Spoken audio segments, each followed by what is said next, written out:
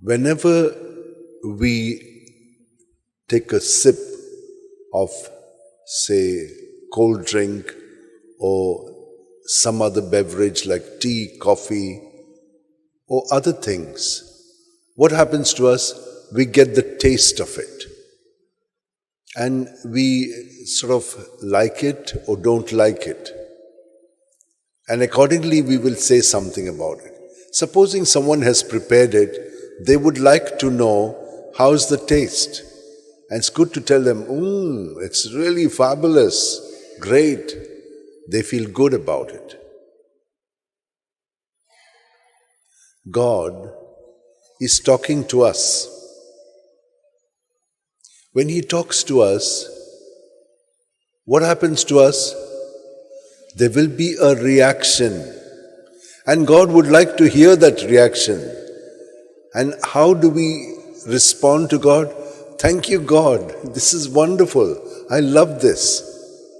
Do you ever say such things to God?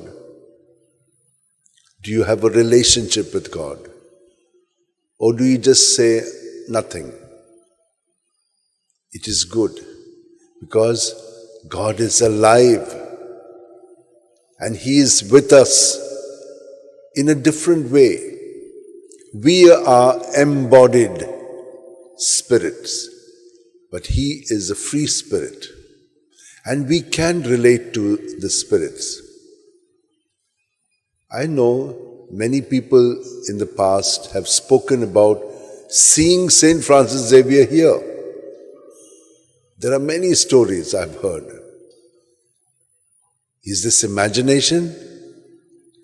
What about dreams? Are they just imaginations? Today we hear how Joseph was deciding to put Mary away quietly because she is now a child. She is bearing a child. He does not know that it is from the Holy Spirit. So he does not want to shame her. But it is in this moment God speaks to him. How? In a dream. And then He clarifies to him His intention for Mary and for Joseph. And He responds to it by taking her as His wife. What does He do? He just believes. And when he believes, God will make things clear to us. So what about us? When God has spoken to you today, what has He told you? Not some past story about Jesus. Jesus is at work today in each one of us. As we are growing, we are beginning to realize that what was revealed in the past is revealed to me today. And how do you take this message? Each one of us is receiving a message which is very unique to each one of us. I'm saying a few things because this is how I perceive it, but you will be perceiving things in your own way, and that is why you need to reflect on the Word of God, and that is called meditation. This kind of prayer is a meditative prayer. So you bring clarity to these words and see how it is applicable to you. But supposing the same thing, I want to have a deeper experience, then I imagine it. When we see movies, we are imagining ourselves to be in it. And that's why we get affected by it. It affects us at our mind level, at our emotion level. And so sometimes we get addicted also to it.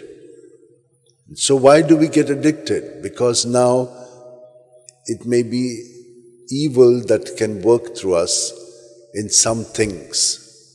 Some things are good. So you must be able to judge what brings you peace and what brings you no peace.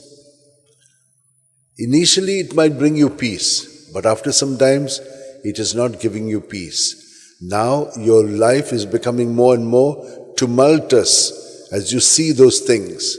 So you see, we are able to see.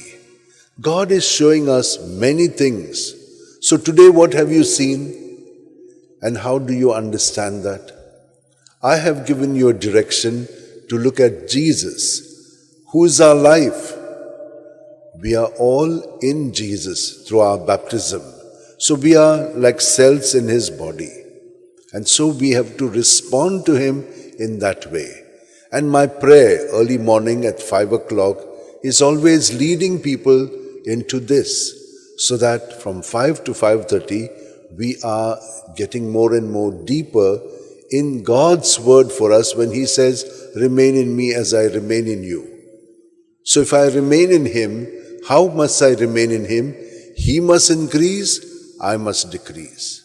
And as I decrease, I become truly who I should be, a cell in His body, a servant of His. And Mother Mary had this attitude, be done to me according to your word. I'm the handmaid of the Lord. I'm your servant. So this attitude keeps growing as we remain in communion with Jesus. And so at every breath, we die to ourselves in Jesus and we rise in Jesus. And St. Paul says, no longer I that live, but Christ that lives in me. And if Christ is living in me, He is relating to the Father through me. So He says, Abba, Father. And that is how we remain in His communion with the Father. And as He remains in communion with the Father, remember that the Holy Spirit always led Him in everything. So He will also lead us because Jesus is in us. And so you see how we arrive at the depth in this prayer for half an hour. And after that, we contemplate His life. What is the meaning of that? Jesus is in me and He has lived His life on earth and He continues to live His life on earth through me. So I look at the 20 mysteries and look at it in Scripture so that I can listen to how He is in me and how He wants to be through me. And when I do that, then I see Him in all things and all things in Him. That is how all the saints have done. And God wants us to do that because the Scripture says it is in Him that we live, move and have our being. My dear sisters and brothers, do not be afraid of what I've said to you. He will tell you what you have to be told because the Holy Spirit is there to tell us. What do we have to do? We have to remain only surrendered so that His Spirit can bring clarity to our mind and clarity to our actions, which is not our work, which is His work. And like Mary, we must say, be done to me according to your word. Let us hold our hands like this, place them in our lap, keep our eyes closed as we now prepare ourselves to participate more fully in this Eucharist and also prepare ourselves for Christmas. Liturgically, we enact the life of Jesus throughout the year, while we also do it through the Rosary. And so there is so much of depth that can come to us.